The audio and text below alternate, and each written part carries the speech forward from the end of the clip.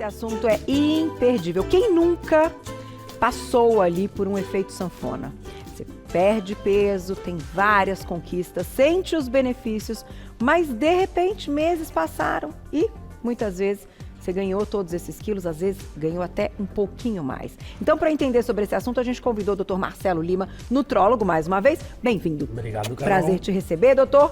Vamos lá, falar de efeito sanfona. No início, né, na nossa chamadinha ali, quando começou o programa, você comentou algo que eu acho super importante, até para a gente introduzir a questão do efeito sanfona. Que não é só algo ali que pode baixar a autoestima, retornar ao peso, mas ele acaba trazendo alguns probleminhas e alterações metabólicas. Exatamente. O efeito sanfona é essa situação de perder peso, né? A gente perde o peso, às vezes depende do que você está acompanhando com algum profissional ou não, ou faz uma dieta, ouviu da amiga que isso ajuda, exagera no exercício físico, então perde o peso. Tá. Daí depois a pessoa, por não conseguir manter, seja por questões individuais dela, ela retoma esse peso. Esse processo de perder, retomar, dependendo do que você perdeu, porque a gente é composto de várias coisas dentro do corpo. Mas a pessoa quer perder gordura. E às vezes ela, nesse processo de emagrecimento, ela não está perdendo gordura. Entendi. Ela está perdendo músculo, que é a massa magra, que é muito importante para a liberação de vários hormônios, para a liberação, para o nosso metabolismo. Então daí quando ela retoma, ela sai dessa dieta, ela ganha mais gordura, então ela inflama mais. E ela inflamar o corpo faz com que ela não produza, às vezes, o hormônio da saciedade. Entendi. Então a pessoa até fala, eu comecei uma dieta, às vezes, e quando eu parei, parece que eu tô com mais fome do que antes. Entendi. Então, às vezes, essa alteração pode ser isso. Olha, gente, então tem que prestar atenção. E a gente separou aqui as causas, as principais causas que levam a essa questão. E daqui a pouquinho tem muitas estratégias para vocês. Vamos lá. Dietas restritivas. Exatamente, o que a gente estava falando. O que acontece? Numa dieta restritiva, a pessoa, às vezes, ela não escolhe muito bem o alimento que ela vai colocar. Ela apenas quer... não quero mais ter calorias. Tá. Então ela começa a comer muito errado porque ela não tem a distribuição correta dos nutrientes entre carboidrato, proteína e gordura.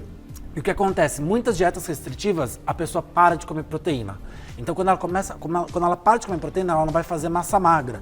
E a gente tem que entender massa magra não só como estética. Massa magra é como se fosse a nossa usina de gasto de energia. Tá. Então quanto mais massa magra você tiver, mais o seu metabolismo vai ser alto, mais você vai gastar.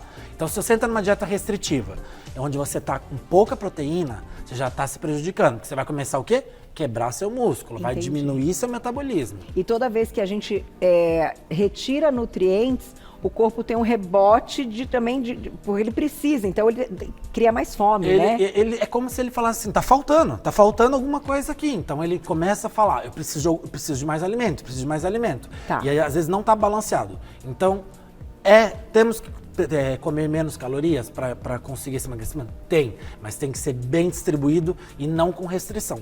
Tá certo. Próximo, olha lá. Comportamento emocional, aquela coisa, né? Tô triste, como? Tô feliz, como? Tem sempre aquela dúvida, a fome, você está comendo por fome ou você está comendo uma emoção, às vezes, né? Que acontece, a gente está cada vez passando por pessoas com mais ansiedade, depressão, então isso atrapalha nisso daí. Então a gente tem que sempre tratar essa parte também, não é só pensar em dieta e exercício físico, porque muito tempo... Você vai no médico e ele fala, você tem que controlar a sua parte alimentar e fazer a atividade física. Não, mas tem que pensar nessa parte emocional das pessoas. Então tem que controlar a ansiedade, o estresse, porque isso influencia muito, às vezes, no sono. E quem dorme mal tem dificuldade de perder peso. Porque no sono a gente também produz hormônios essenciais para manter o nosso corpo em equilíbrio. Tá. Então a parte emocional é muito importante também. Tá aí.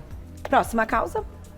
Sedentarismo, a falta de uma rotina de exercício. Até porque você perdeu ali o peso.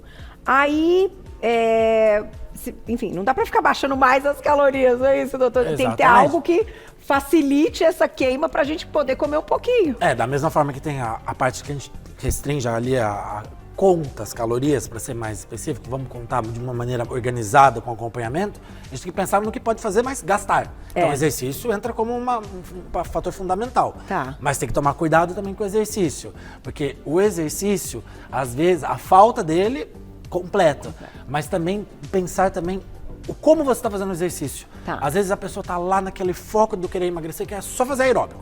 Começa a correr, bicicleta. Isso também, dependendo da associação, você pode perder sua massa magra. Então, um acompanhamento aqui para organizar certinho qual vai ser o tipo de exercício. Vai ter um intervalo entre um e o outro, vai alternar o tipo de exercício. E tem que ter força, né, doutor? E tem que ter força. Exercício de força. Então, exercício, por exemplo, para ganhar massa magra, intercalando às vezes com aeróbico, para ajudar no gasto. Então, e a falta, a rotina, né, tem que ser uma coisa... 30 minutos por dia, 30 minutos. A gente vê hoje no programa aqui, dá pra fazer em casa, às vezes, uma atividade física. Você viu que legal o treino? Então, isso é uma coisa que, assim, a gente não pode falar, não dá tempo de fazer. A gente tem que tirar 30 minutos pra conseguir fazer alguma coisinha. É verdade. Nem que seja em casa. É verdade. E aumentar aí esse gasto calórico. Tem mais uma, olha lá. Expectativas irreais. Maravilhosa essa situação, Nossa, isso né? daí Falar tá sobre acontecendo isso. muito. Cada vez mais a gente vê as pessoas com um corpo ideal em redes sociais, a gente vê as pessoas mostrando muito padrões estéticos, às vezes inalcançáveis. Padrões estéticos, às vezes... De forma natural. De assim, forma né? natural. Então, às vezes as pessoas colocam uma expectativa muito alta, eu quero ficar que nem aquela pessoa. E ela acaba ficando ansiosa com isso, acaba ficando estressada por isso que não está conseguindo e se frustra. Então, tem que colocar uma coisa que seja saudável, que se adeque a você, que você consiga se manter. Não ficar criando situações irreais, onde você não vai conseguir manter. Tá certo, doutor. Agora a gente vai, então, começar com algumas estratégias, né? Pra gente evitar que tudo isso aconteça. Certo. Vamos lá. A primeira, já dando continuidade à nossa última causa, a gente vai falar de metas que são reais, o que é possível, né? E aí eu queria que você comentasse a questão hormonal. Hoje, a reposição hormonal, ela é diferente de quando tudo começou, né? Muitos estudos envolvidos e que pode ser, de repente, uma indicação para muitas pessoas, e principalmente para as mulheres, né? Exatamente. Pensando nessa parte de metas, às vezes, vamos pensar numa pessoa que está passando pelo processo do climatério. Tá. Então, o que a gente tem que pensar? A reposição hormonal entrou muito legal como um coadjuvante para ajudar nesse processo de emagrecimento. Só que a gente tem que pensar que, às vezes, a pessoa não está apta para aquilo. Então, nada como você fazer uma avaliação para você saber, eu posso fazer. Perfeito. Porque por muito tempo foi, reposição hormonal faz mal, faz bem. Não, é ótimo, quando super bem indicado. Tá certo. Então, isso é uma meta realista. Você tem que colocar primeiro, vamos fazer o seguinte, eu quero entrar no processo de reposição hormonal para eu conseguir manter essa perda de peso. Então, vamos começar com um processo que você vai fazer uma reeducação alimentar ali, a gente vai mudar algumas coisas, você vai perder um pouco de peso, a gente vai introduzindo aos pouquinhos os hormônios, você vai conseguindo manter.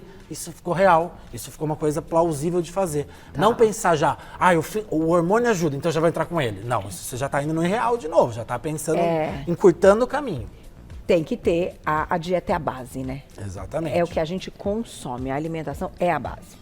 Lá. E falando em cortar caminho, né? Lá, paciência e consistência, é isso? Exatamente, porque se você nada vai ser imediato. Pense, às vezes, quanto tempo você demorou para ter entrado nesse estado que ganhou um pouco mais de peso. Foi um processo longo, às vezes pode ser rápido, nem tudo é igual, né? Mas às vezes demorou bastante. Então tenha paciência, tenha cuidado, não tente pensar só no final. Curta o processo. Olha, eu tô conseguindo isso. Encare cada passo como uma vitória. Olha, eu consegui fazer 20 minutos de atividade física que eu não estava sem fazer há um ano. Olha que só. maravilha. Sim, comemorar as pequenas vitórias, e por passo a passo, com paciência. É isso. Controle do estresse e emoções. Talvez aqui a gente esteja falando da parte mais difícil de todo o processo, porque hoje, com tanta coisa, e a gente sabia disso, né, desse efeito aí pós-pandemia, e nesse mundo rápido, com inteligência artificial, com rede social, gente, quem não tem estresse? Exatamente. Né? A gente acorda pilhado, vai dormir pilhado, então assim, eu acho que aqui entra um ponto muito importante. Qual é a sua dica mesmo, pra gente ter aí esse controle do estresse? Primeira coisa, eu acho que até você citou um pouquinho, a gente tem que às vezes tirar um tempo só sair um pouco de olhar ou ficar olhando o mundo. É ótimo, a gente tem que pegar informação, tem rede social, pra gente estar sempre informado, atualizado, mas tem momentos, eu vejo cada vez mais as pessoas, por exemplo, em telas muito tarde. Então, chega 9, 10 horas, estão lá, aquela luz azul, aquilo ali estimula o olho a ficar acordado, daí a pessoa quer dormir, porque ela tá preocupada, porque amanhã ela tem que trabalhar, daí ela fica estressada, aí ela não dorme. Pensamento acelerado, ela não dorme, e isso libera um hormônio chamado cortisol. Esse cortisol em excesso é um hormônio que a gente tem que ter, ele é o hormônio da fuga, ele é o hormônio que ajuda a gente para atividade física, mas ele, cronicamente, o que acontece? Você pode desenvolver alterações metabólicas, como resistência à insulina, que pode levar a diabetes. Na questão do apetite, algumas pessoas, poucas, perdem um pouco o apetite quando estão mais estressadas. Mas a grande maioria tem vontade de comer doce, tem vontade de comer de noite, não consegue dormir de barriga vazia, porque o corpo está pedindo mais, ele está ali, aquilo que a gente falou, comendo as emoções às vezes. É porque o estresse, ele estimula o cortisol, que estimula a insulina, né? O estresse, ele estimula o cortisol, que vai fazer o seguinte: você vai ficar com mais tendência a querer comer mais nutrientes. Então você está ali hiperestimulado. Então o que acontece, quando você come o doce, você libera um hormônio chamado serotonina. Então você acalma um pouco. Então é meio que um contrabalanço. O corpo está tão estressado que ele quer dar uma acalmada. Então, e quer o quê? O açúcar, às vezes, o carboidrato, ele traz uma calma. O estresse com o cortisol, com a insulina, ele faz uma resistência. Quando você faz resistência à ação da insulina, você não deixa o seu corpo gastar energia, usar energia. Daí pode desenvolver diabetes, que é uma doença que pode levar a outras consequências, né? Tá certo. Temos então mais um, que é o monitoramento contínuo. Então, assim, é pra sempre, né, gente? É pro resto da vida. Não dá pra deixar aí deixa eu colocar esse mais pra cá. Não dá pra deixar o negócio desandar. Então, esse monitoramento contínuo é justamente o que a gente estava comentando lá. Às vezes tá perdendo. Eu tenho um caso, Carol, de uma paciente que ela perdeu 5 quilos ali em 1 mês e meio. Ela veio existe um aparelho que chama bioimpedância, onde você vê a distribuição corporal. Nesses 5 quilos, você acredita que ela tinha mais gordura corporal do que antes? Nossa. Então, o que ela perdeu foi tudo em massa magra. Então, ela ganhou ainda gordura. Ela estava falando, não tô sentindo que eu tô emagrecendo tanto. Então, ela não estava sendo monitorada. Então, o que aconteceu? Ela acabou ali com um pedacinho com o metabolismo dela, que deu um trabalho para a gente voltar ali, porque tem que ir atrás desse prejuízo. Então, monitoramento é a melhor coisa, porque você tem que saber, será que eu estou perdendo certo? Será que eu não estou ficando carente de algum nutriente? Será que eu não estou deixando de comer alguma coisa ou deixando de suplementar alguma coisa que seja interessante para mim? E tem que fazer os exames, né? Tem a base também de exames para ver se está tudo bem, a parte nutricional. Exatamente. Né? E gente, a clínica é soberana, como vocês dizem, né? Exato. Então, se observar você mesmo disse que ela sentia que não estava, tinha alguma coisa estranha. Então, se olha na balança, tá emagrecendo. Mas aí põe uma roupa, fala, não, mas essa roupa não tá, né? E muitas vezes foi porque ouviu de alguém que dava certo alguma coisa. Porque a outra pessoa está sendo monitorada, mas você não está sendo monitorado. Isso acontece muitas vezes, mas claro, faz parte do processo. Quem passa por uma bariátrica, por exemplo, que tem que ficar naquele momento só de líquido, depois no outro e tal, que tem as fases, acaba perdendo muito líquido e muito músculo, né? Perde. Né? E além da bariátrica, tem um outro fator. A bariátrica tem um outro fator, além de você comer menos e perder alguns nutrientes. A própria, às vezes, o método dificulta a absorção de algumas vitaminas, também, como a B12, o ferro. A pessoa fica carente de absorver pelo próprio processo. Então, um bariátrico, o acompanhamento é muito maior ainda. E eu me lembrei de bariátrica porque tem muitos casos do reganho de peso, que é o que nós estamos falando, é o efeito sanfona. Exatamente. Né? Porque às vezes deixa de ter um acompanhamento, fica restrito. Então, o bariátrico é um grande exemplo do efeito sanfona, porque diminuiu o estômago, vai comer menos. Mas como assim eu tô comendo pouco e tô ganhando de novo? Todos os fatores que a gente citou aqui. Tá certo. Agora vamos para esta caixinha.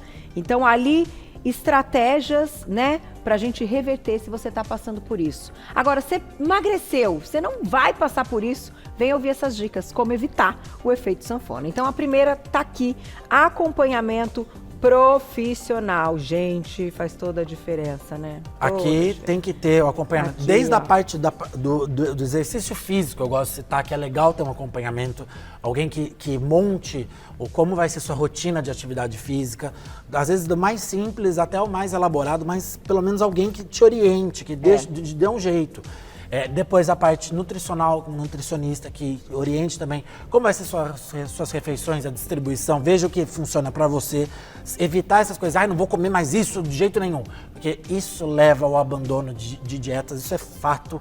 Ai, não vou comer de jeito nenhum chocolate durante 3 meses. Quando você volta, quando você para, você tá comendo o dobro do que você comia antes. Porque você tá com tanta vontade de comer que o corpo faz isso. Verdade. E um médico para justamente entrar nesse processo aí de acompanhamento laboratorial, ver como que tá sendo essa perda, se você tá perdendo massa magra, se tá perdendo gordura, como que estão os seus nutrientes. Então, acompanhamento profissional é primeiro como evitar. E aí, a base, como a gente estava comentando, a reeducação alimentar, a gente não adianta, é pro resto da vida. Voltou a comer, volta a engordar. E reeducação alimentar é um processo. A gente tem que pensar que assim, nunca vai ser radical de você, como eu acabei de falar, vou parar de comer isso. Não, às vezes você, não gosto disso. Você vai colocando aos poucos, você vai colocando de outras formas, vai colocando, não gosto de comer vegetal. Mas você coloca aquele pouquinho ali misturado, não gosto de brócolis. Eu já vi pessoas só picarem o brócolis no arroz para começar comendo. Pelo menos ali, você não está comendo ele inteiro, mas está começando a ser introduzido. É se reeducar, é ter paciência para você conseguir trazer uma alimentação nova para você sem ser uma coisa torturante. Porque se for torturante, não dá. Vai ficar um tempo e vai abandonar. Atividade física, esse é o meu favorito. Atividade física tem que ser... Dá trabalho. A meta, segundo a Organização Mundial de Saúde, é 150 minutos por semana. Tá? Então é uma meta ali que você tem que colocar dividido, pode fracionar em 3 dias, 4. Quanto mais, melhor. Mas também cuidado com o exagero. Porque o exagero pode levar a lesões. Quem corre, vou correr um monte, machuca joelho. Vou fazer academia todos os dias. Não tá tendo um acompanhamento aqui, o que acontece? Machuca o ombro, machuca às vezes, pode machucar tudo, né? Porque se você não tiver uma regra para sua atividade física, você vai fazer errado. Então você vai acabar nem tendo benefício dela, você vai estar tendo um malefício. E da atividade física, eu acho que tem que encontrar uma aqui que dê mais prazer. E assim, vai dar preguiça? Vai, claro que vai. Tem dia que a gente tem preguiça de trabalhar, tem dia que você tem preguiça de não sei o quê, preguiça até de sair, às vezes até de ir numa festa tem dia que a gente tem preguiça. E não vai ter preguiça de treinar? Vai dar preguiça, mas você vence. É assim que a gente faz. Um dia após dia. Você fala, amanhã eu não vou. Pensa assim, amanhã eu não vou, hoje eu vou, amanhã eu não vou. E vai falando todos os dias. Todos os dias você vai falando isso, daí quando você vê... amanhã eu não vou, agora eu vou. Deixa pra amanhã. Você fala daí você fala de novo. Exatamente. Foi bom. Agora, essa última aqui, foco em uma alimentação equilibrada, eu queria que você falasse sobre déficit calórico. Eu acho que poucas vezes a gente para falar a respeito disso e às vezes as pessoas acham que elas estão arrasando. Falam, Carol, parei de tomar refrigerante, aí vai lá, pede suco de melancia, pede suco de laranja, pede suco de não sei o que lá. E aí não tem nem noção da caloria, sabe assim? Esse déficit calórico é uma coisa que a gente começou falando ali e eu quero explicar com um exemplinho que eu acho que vai ser bem legal. Vai lá. O que acontece? A pessoa chega e pensa, eu preciso comer menos, que eu preciso ter menos calorias para emagrecer. Então ela pensa assim, eu vou parar, eu não vou tomar café da manhã. Eu vou pular o café da manhã, eu vou pular o almoço, vou comer de tarde, vou só jantar e vou jantar, sei lá, vou comer só uma coisinha, bem pouquinho ali, uma salada e sei lá. Um franguinho. Um franguinho, o dia inteiro. Pensou isso? E de tarde comeu alguma coisa também ali, rápido, um ovo, um pouquinho. Pulou. Primeira coisa. A gente já está pensando numa coisa, já está perdendo a oportunidade melhor de comer, que é durante o dia. Durante o dia a gente produz tudo para fazer digestão. O corpo tá ávido a receber os alimentos, para processar, para queimar, para estocar do jeito certo, para gastar. E de noite, quando é o processo que a gente tem que desligar, a gente coloca os alimentos. Tá. Primeira coisa, já escolheu o horário errado. Então já está fazendo errado. Segunda coisa, não pensou no que está comendo. Tem que ter distribuição de proteínas. Por exemplo, uma pessoa de 60 quilos, ali no mínimo, pensando num processo educacional, tem que ter 60 gramas de proteína, pensando num processo de emagrecimento. E, gente, 60 gramas de proteína não é pegar o bife e pesar 60 gramas. Não, é em 60 gramas ou 100 gramas do bife, são tantos gramas de proteína. Por exemplo, certo? 100 gramas de filé de frango, em média, tem ali 20 gramas, vamos por alto ali, 20 gramas. E não adianta querer colocar tudo de uma vez, porque também as pessoas pensam isso. 60 gramas, o filé de frango tem 20, ok, vou comer 3 filés de frango no jantar e acabou. Não, o seu corpo tem um limite de absorção de proteínas. Geralmente é de 30 e no máximo, dependendo de 40. Então tem que fracionar. Então isso daí tem que ser fracionado de acordo com o horário da manhã, o horário do almoço, de tarde. A janta, às vezes, pode ser um horário de menor aporte calórico, mas tem que ser organizado. Então, as 3 principais coisas é você só pensar no horário, eu vou ficar pulando refeição, que eu acho muito errado isso. Você esquecer de ter a distribuição correta, né? Que é colocar as proteínas, que é um fato que as pessoas, eu vejo mais as pessoas pularem proteínas. E a terceira coisa é colocar tudo de uma vez só. Então, fracionamento, tem que ter esse fracionamento. Essa história de comer de 3 em 3 horas já foi em vão, já foi por água embaixo. Quanto que a gente tem que ficar em déficit calórico pra gente perder? Depende da pessoa, da avaliação. Tem que ver a distribuição corporal, a altura. Mas uma dieta ali, uma reeducação alimentar, um cardápio de 800 a 1.200 calorias, ele é um de baixa caloria. Ele ali já está num processo de emagrecimento. Daí seria, dependendo da estrutura, a gente vai descer 800 a 1.200. E também conforme a pessoa tolera. Entendi. Tem que pensar isso, com a tolerância dela.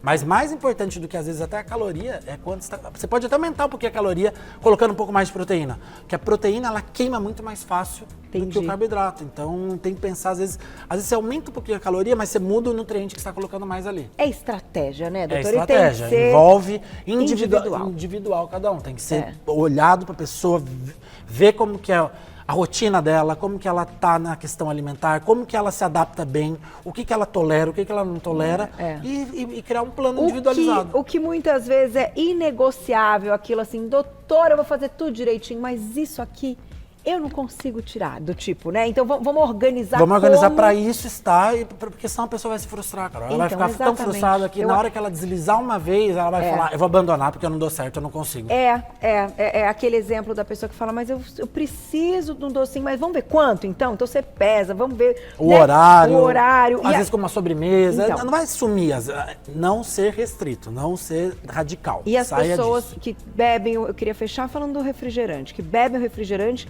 já estão bebendo o zero, ele não tem caloria, a gente sabe que não faz bem, tem um monte de coisa ali. Mas, de repente, se você tirar o refrigerante, aí ela não consegue nem fazer o resto. Pensando em emagrecimento, emagrecimento, a gente tem que ter o déficit calórico. Então, eu não consigo ficar sem refrigerante. Tá bom. Tentou substituir por água com gás, com limão, tentou substituir, às vezes, até por um suco de fruta que não é tão calórico. Não dá, eu preciso do refrigerante. Então, se é um processo de emagrecimento, tem que ser o zero. O zero. Então, você vai chegar para a pessoa, vai fazer um terrorismo de tirar isso dela, a pessoa, ela não vai aguentar a dieta e vai voltar. Eu acho que tudo isso tem relação com essa questão do efeito sanfona, com a questão emocional, mas acho que a pauta ficou lindíssima, completíssima, doutora, eu te agradeço. Muito obrigado. Com muitas entregas. Vai estar lá no YouTube para vocês compartilharem, né? Toda vez que eu ouvir falar efeito sanfona, lembra da nossa pauta, compartilha e vai lá no Instagram do doutor Marcelo Lima, nutrólogo, você encontra no @doutor abreviado Marcelo.Lima, @doutor abreviado Marcelo.Lima, com todo o conteúdo. Obrigada mais uma vez. Sempre um prazer tê-lo aqui com a gente.